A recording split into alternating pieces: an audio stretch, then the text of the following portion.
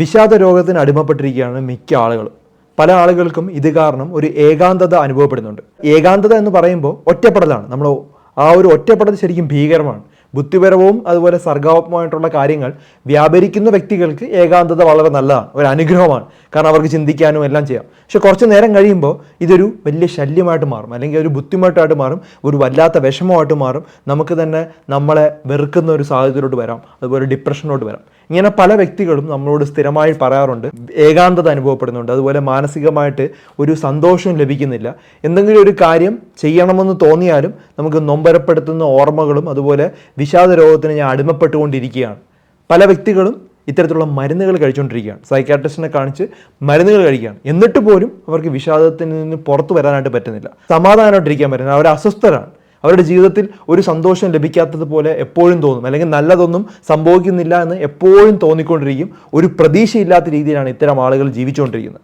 അപ്പോൾ ഈ ഏകാന്തതയിൽ ആകുന്ന ആളുകളും അതുപോലെ ഇത്തരത്തിൽ വിഷാദമായിട്ടുള്ള ആളുകൾക്കും നിസ്സാര കാര്യങ്ങൾക്ക് പോലും പെട്ടെന്ന് ദേഷ്യപ്പെടാം, അല്ലെങ്കിൽ പൊട്ടിക്കരയാം. അപ്പോൾ നമ്മളൊരു ഏകാന്തമായിട്ടിരിക്കുന്ന ഒരാൾ, അല്ലെങ്കിൽ ഒരു വിഷമമായിട്ടിരിക്കുന്ന ആൾ, അല്ലെങ്കിൽ വിഷാദമായിട്ടിരിക്കുന്ന ഒരു വ്യക്തിയോട് ഒരു ചെറിയൊരു പ്രശ്നം കൊണ്ടെത്തിയാൽ പോലും വളരെ പെട്ടെന്ന് അദ്ദേഹം അല്ലെങ്കിൽ ആ ഒരു വ്യക്തി ശബ്ദം ഉണ്ടാക്കാം, അല്ലെങ്കിൽ പൊട്ടിത്തെറിക്കാം, ബഹളം ഉണ്ടാക്കാം, പൊട്ടിക്കരയാം.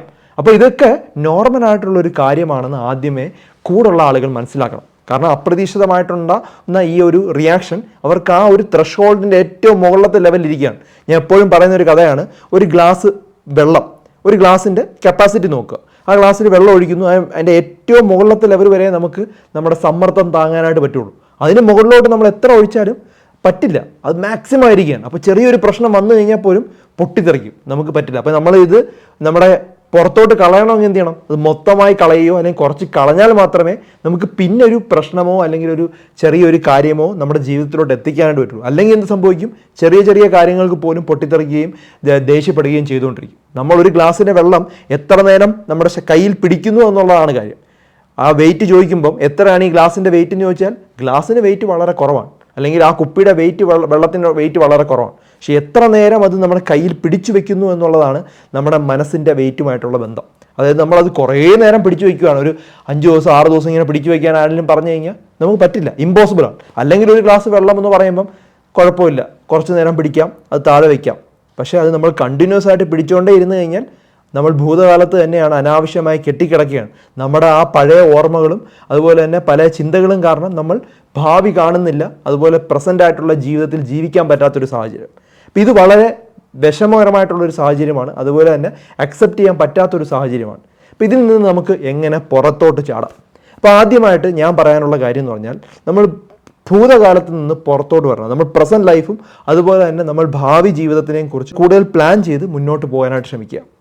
നമ്മുടെ ജീവിതത്തിൽ പല കാര്യങ്ങളും നല്ലത് ചെയ്തിട്ടുണ്ടാവും, ഓൾറെഡി സക്സസ്ഫുൾ ആയിട്ടുള്ള കാര്യങ്ങൾ നമ്മൾ ചെയ്തിട്ടുണ്ടാവും. അത് കൃത്യമായ ഒരു ബുക്കിലോ അല്ലെങ്കിൽ നിങ്ങൾ എപ്പോഴും കാണുന്ന മൊബൈൽ ഫോണിൽ നോട്ട്സിലോ എഴുതി വയ്ക്കുക. രാവിലെ എഴുന്നേൽക്കുമ്പോൾ തന്നെ അത് വായിച്ചുകൊണ്ട് തുടങ്ങുക. നിങ്ങളിതിനു മുമ്പ് ചെയ്തേക്കുന്ന ഏറ്റവും നല്ല കാര്യങ്ങളും അതുപോലെ പോസിറ്റീവായിട്ട് നിങ്ങളുടെ ജീവിതത്തിൽ സംഭവിച്ച കാര്യങ്ങളും എഴുതി വെച്ച് അത് വായിച്ചുകൊണ്ട് തുടങ്ങുക. എപ്പോഴും എൻ്റെ ജീവിതത്തിൽ എല്ലാം നെഗറ്റീവായിട്ടാണ് നടക്കുന്നതെന്ന് പറയുന്ന വ്യക്തികൾക്ക് പോലും കണ്ണുണ്ട്, അതുപോലെ കൈയുണ്ട്, നാവുണ്ട്, നമുക്ക് സെൻസസ് എല്ലാം ഉണ്ട്, നമുക്ക് കേൾക്കാൻ പറ്റുന്നുണ്ട്, അതുപോലെ കാണാൻ പറ്റുന്നുണ്ട്, എല്ലാം സംഭവിക്കും. അപ്പോൾ അതെല്ലാം നല്ല കാര്യങ്ങളാണ്. നമ്മുടെ കാലില്ലാത്ത വ്യക്തിക്ക് കാല് കിട്ടാനാണ് ആഗ്രഹം, കാലുള്ള വ്യക്തിക്ക് ഒരു ഷൂസ് കിട്ടാനാണ് ആഗ്രഹം, ഷൂസുള്ള വ്യക്തിക്ക് ഒരു സൈക്കിൾ കിട്ടാനാണ് ആഗ്രഹം, സൈക്കിളുള്ള ഒരു വ്യക്തിക്ക് കാറ് കിട്ടാനാണ് ആഗ്രഹം. അപ്പോൾ അതുപോലെയാണ്. അപ്പോൾ നമുക്ക് ഒന്നുമില്ലാത്ത അവസ്ഥയിൽ നിന്ന് നോക്കുമ്പോൾ നമുക്ക് അറ്റ്ലീസ്റ്റ് അതെങ്കിലും ഉണ്ട് എന്നുള്ളത് നമ്മൾ മനസ്സിലൊരു ഉറപ്പ് വരുത്തണം. നമ്മൾ ആ ഒരു അവസ്ഥയും കാട്ടും ബെറ്ററാണ് എന്ന് നമ്മൾ ആദ്യം ചിന്തിക്കുക. പിന്നെ ഉള്ളത്, നമ്മൾ ഭാവിയിലേക്ക് നമുക്ക് നമ്മുടെ കഴിവിൽ എന്തൊക്കെയാണ് നമ്മുടെ സ്ട്രോങ് പോയിന്റ് എന്നുള്ളത് കണ്ടെത്തുക.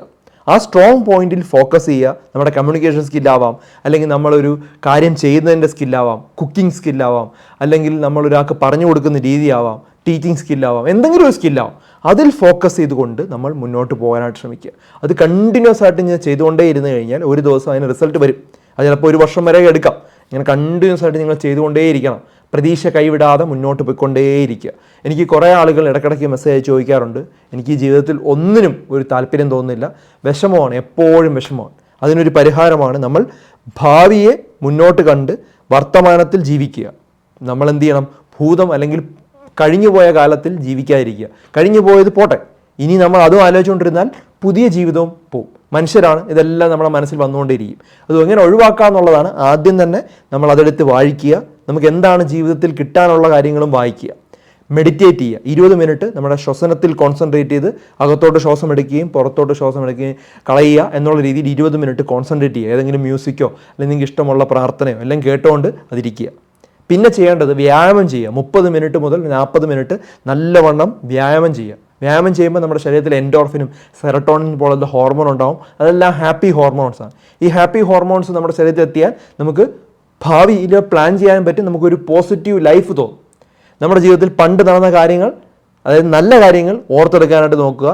കഴിഞ്ഞ കാര്യങ്ങൾ നടന്നുപോയി, എന്നെ കൊണ്ടത് പറ്റിയില്ല, അല്ലെങ്കിൽ ഒരാൾ മരണപ്പെട്ടു പോയാൽ ആ ഒരു സമയമായി പോയി, എല്ലാവർക്കും ഒരു സമയമുണ്ട് എന്നുള്ളൊരു രീതിയിൽ ചിന്തിക്കുക.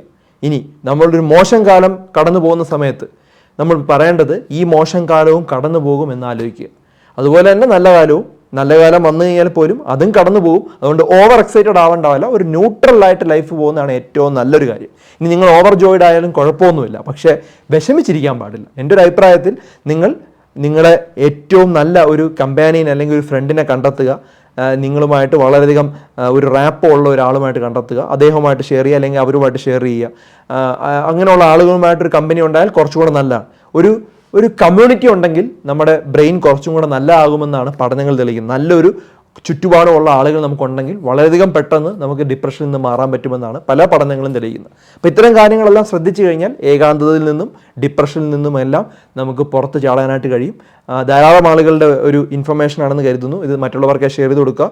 മറ്റൊരു വീഡിയോയുമായി ഡോക്ടർ ഡി ബെറ്റർ ലൈഫ് ഉടനെ വരുന്നതായിരിക്കും. Take care all.